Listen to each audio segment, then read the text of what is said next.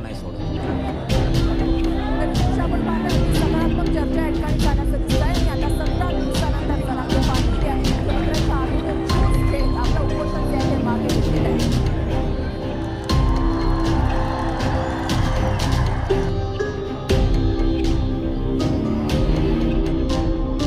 आणि वैद्यकीय उपचाराला नकार दिल्यानं जरांगे पाटलांची प्रकृती खालावली आहे.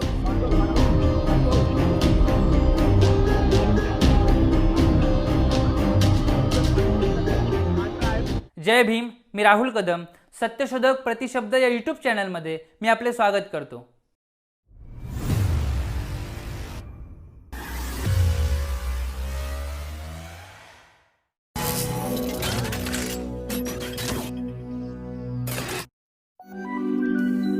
अखेर जरांगे पाटील यांनी मराठा आरक्षणासाठीचे सुरू केलेल्या दुसऱ्या टप्प्यातील आंदोलन गेल्या गुरुवारी म्हणजे 2 नोव्हेंबर रोजी स्थगित केले आहे. शिंदे सरकारला 2 महिन्याची मुदत देत हे आंदोलन स्थगित केले आहे. 2 जानेवारीपर्यंत मराठा आरक्षणाचा निर्णय झाला नाही तर पुन्हा आंदोलन सुरू केले जाईल आणि या आंदोलनाचे केंद्र मुंबई असेल. मुंबईच्या नाड्या आवळल्या जातील असा इशारा देऊन 9व्या दिवशी जरांगे पाटील यांनी आंदोलन स्थगित करून आपले उपोषण संपवले आहे. उपोषण संपवले असले तरी आरक्षणाचा निर्णय होईपर्यंत राज्यभरात साखळी उपोषण सुरू राहणार असल्याचे त्यांनी सांगितले आहे. जरांगे पाटील यांनी संयमाचे शहाणपण दाखवत आंदोलन स्थगित केल्याने कोंडीत सापडलेल्या सत्ताधाऱ्यांनी सध्या तरी सुटकेचा निश्वास टाकला आहे. दुसरीकडे महाराष्ट्रातील जनतेनेही जरांगेंच्या निर्णयाचे स्वागत केले आहे.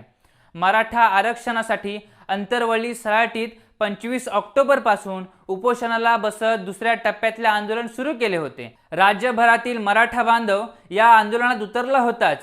शिवाय या आंदोलनाला इतर जात समूहांचाही पाठिंबा राहिलेला आहे.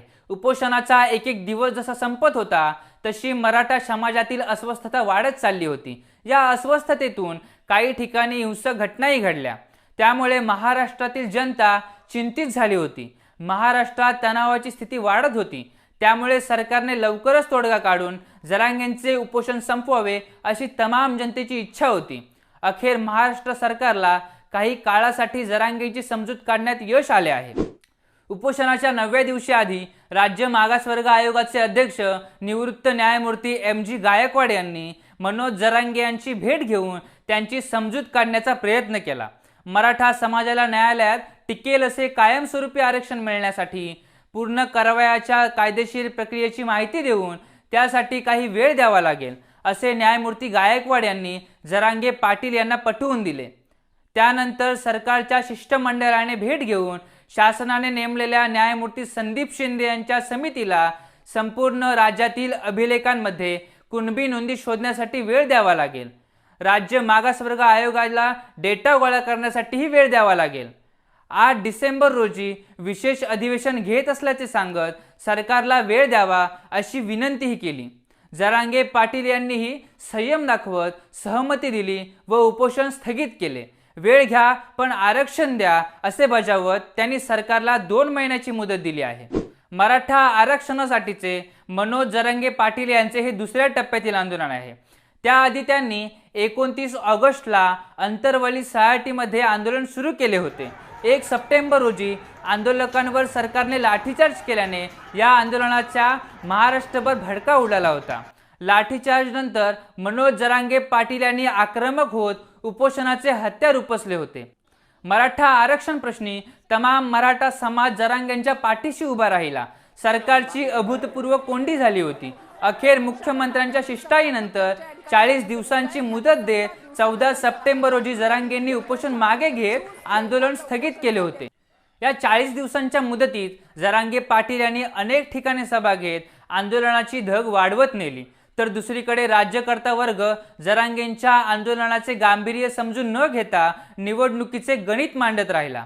त्याचा परिणाम म्हणजे जरांगे यांच्या दुसऱ्या टप्प्यातील आंदोलनात सरकार कोंडीत सापडले आहे. खरं तर कोणत्याही आंदोलनाकडे निवडणुकीच्या हिशोबाने बघणे ही भारतीय राजकारण्यांची जुनी खोड. त्यात आरक्षणाचा मुद्दा तापवत ठेवण्यात व त्यातून जात समूहांची वोट बँक साधण्याचे राजकारण करण्यात राज्यकर्ता वर्गाला नेहमीच रस आलेला आहे.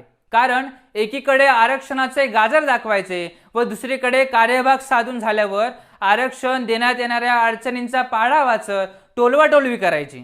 मराठा आरक्षणाची लढाई जरांगे पाटील यांनी टोलवाटोलवीच्या राजकारणाच्या चौकटीच्या बाहेर नेली आहे आणि नेहमीचा हातखंड वापरून या मुद्द्याचे राजकारण करणे सरकारसाठीच नाही तर सर्व राजकीय पक्षांसाठी जोखमीचे बनले आहे. आंदोलन स्थगित केल्याच्या दुसऱ्याच दिवशी मुख्यमंत्री एकनाथ शिंदे यांनी राज्यातील सर्व जिल्हाधिकाऱ्यांची बैठक घेऊन कुणबी मराठा नोंदी गोळा करण्याची व्यापक मोहीम राबवण्याचे आदेश दिले आहेत. चलाखी नाही तर राजकीय शहाणपणच हे पेच सोडवू शकते. जरांगे पाटील यांनी सरकारला 2 महिन्याची मुदत दिल्याने सरकारने सुटकेचा निश्वास टाकला असला तरी या प्रश्नाची सोडवणूक कशी करायची हा गंभीर पेच प्रसंग सरकारसमोर आहेच. या पेच प्रसंगाची सोडवणूक राजकीय चलाखीने नाही तर पुरेसे गांभीर्य दाखवत शहाणपणाने करावी लागणार आहे. 2016 साली कोपर्डी घटनेनंतर मराठा क्रांती मोर्चाने आरक्षणाच्या मुद्द्याला हवा दिली असली तरी मराठा आरक्षणाची मागणी 40 वर्ष जुनी आहे.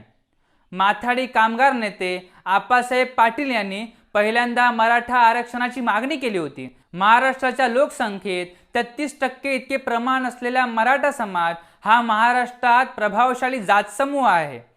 महाराष्ट्राच्या निर्मितीपासून सर्वच पातळ्यांवरची सत्ता केंद्रे ही मराठा नेतृत्वाच्या ताब्यात राहिलेली आहेत. साखर कारखाने, सहकारी संस्था आणि अलीकडच्या 2-2.5 दशकांमध्ये उभी राहिलेली स्वायत्त विद्यापीठे, खाजगी शिक्षण संस्थांची मालकी याच मराठा समाजातील सत्ताधारी वर्गाकडे राहिलेली आहेत. पण हा वर्ग मुठभरच आहे. बाकी मराठा समाज हा शेतीच्या वावराला धरूनच जगत आहे.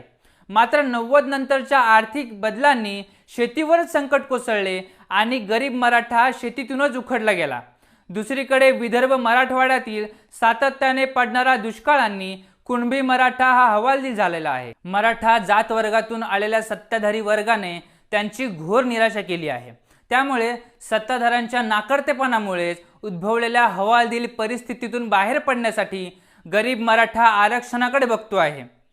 मनोज जरांगे पाटील त्याचे ढळढळीत उदाहरण आहे. जरांगे पाटील हे मूळचे बीडचे मराठा समाजातील अल्पभूधारक शेतकरी आहेत. मराठा आंदोलनाचे नेतृत्व कोणी प्रस्थापित मराठा सत्ताधारी किंवा जमीनदार करीत नाही तर मराठवाड्याच्या दुष्काळी भागातील एक अल्पभूधारक शेतकरी करीत आहे आणि त्याच्या मागे राज्यभरातील सगळा मराठा समाज करोया मरोया स्थितीत उभा आहे. यातच गरीब मराठा सत्ताधारी मराठा नेतृत्वाबाबत किती भ्रमनिराश झाले आहेत हे समजते आहे. मराठवाड्यातील दुष्काळग्रस्त परिस्थितीमध्येही या आंदोलनाचे कारण दडलेले आहे. कापूस, सोयाबीन पिकवणाऱ्या शेतकऱ्यांच्या पिकांना भाव मिळत नाही. शिकलेली मुले शहरात स्पर्धा परीक्षेत गुंतलेली आहेत किंवा गावातच शेतीमध्येही प्रयोग करून पाहत आहेत.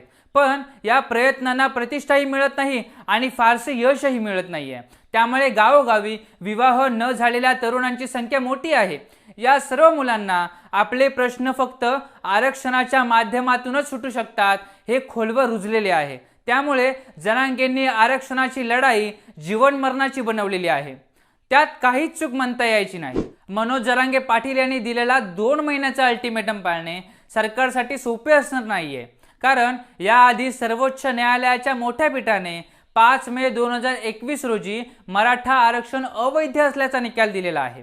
राज्य सरकारने मराठा आरक्षण देणारा जो कायदा तयार केला होता त्याला सर्वोच्च न्यायालयात आव्हान देण्यात आले होते.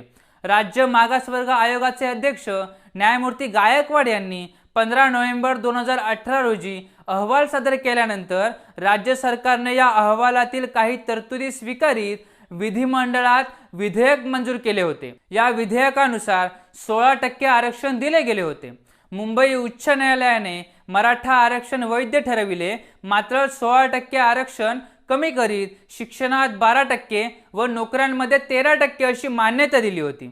मात्र हे आरक्षण सर्वोच्च न्यायालयात कायम करून घेण्यासाठी सर्वोच्च न्यायालयाने मराठा समाजाला SEBC वर्गात म्हणजे सामाजिक आर्थिक मागास प्रवर्गात समावेश करण्यासाठी सरकारकडून देण्यात आलेला तर्क तसेच पुरावे मानण्यात राज्य सरकार अपयशी ठरले. दुसरीकडे इंदिरा साहानी खटल्याने घातलेली 50% आरक्षणाची मर्यादा हटविण्याचे शक्ती केंद्र सरकारकडे आहे. मात्र आज तरी निवडणुकीच्या तोंडावर केंद्र सरकार तातडीने भूमिका घेणे संभवत नाही.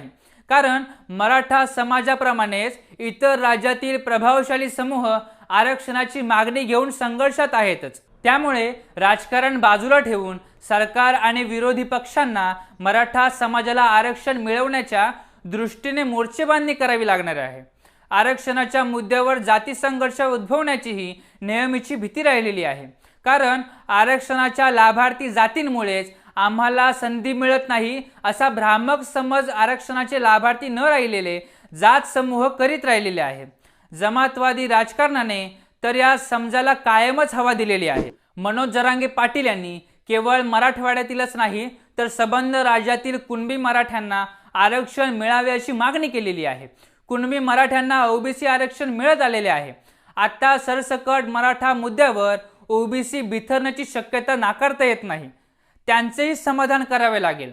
ज्या तऱ्हेने सर्व जातीय धनिकांनी संपत्तीचा सर्व स्रोतांवर वर्चस्व मिळवले असताना गरीब मराठ्यांना वारावर सोडणे योग्य राहणार नाहीये। आरक्षणाने त्यांचा लाभ होणार असेल तर त्यांना द्यायलाच हवे। त्यासाठी आरक्षण लाभार्थीही त्यांच्या पाठीशी असल्याचे आज तरी चित्र आहे। पण मुद्दा आहे राज्यकर्ता वर्गाच्या शहाणपणाचा आणि गांभीर्याचा। ते दाखवण्याची वेळ जरांगेने त्यांच्यावर आणली आहेच। जरांगेंची या डेडलाईनने सत्ताधारी वर्ग आणखीन कोंडीत सापडणार की त्यातून बाहेर पडणार, हे पुढील 2 महिने सरकारचे कसोटीचे आहेत हे नक्की। व्हिडिओ आवडल्यास लाईक करा, कमेंट करा, शेअर करा आणि अजूनही तुम्ही आमच्या चॅनलला सबस्क्राईब केलेलं नसेल तर सत्यशोधक प्रतिशब्द या यूट्यूब चॅनलला सबस्क्राईब करायला विसरू नका। जय भीम, मी राहुल।